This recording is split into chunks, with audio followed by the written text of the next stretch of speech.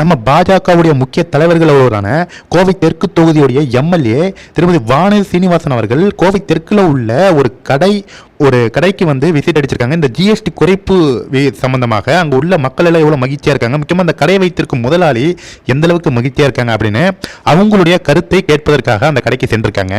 அங்கே தாங்க ஒரு தரமான சம்பவமே நடந்திருக்கு. கண்டிப்பாக இந்த வீடியோ பார்த்துட்டு எல்லாருக்குமே ஷேர் பண்ணுங்க. ஒட்டுமொத்த திராவிட கூட்டமும் இந்த வீடியோ பார்த்து கதறிட்டு இருக்கு. கண்டிப்பாக இந்த வீடியோ பார்த்துட்டு மறக்காம ஷேர் பண்ணுங்க ஃப்ரெண்ட்ஸ்.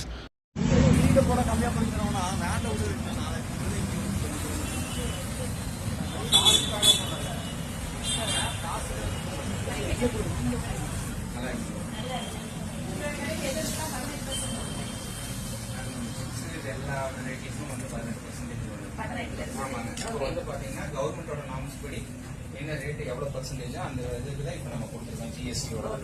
இப்போ நேற்று வந்து 1 கிலோ மைசூர் பாக்கு எவ்வளவு இருக்குங்க?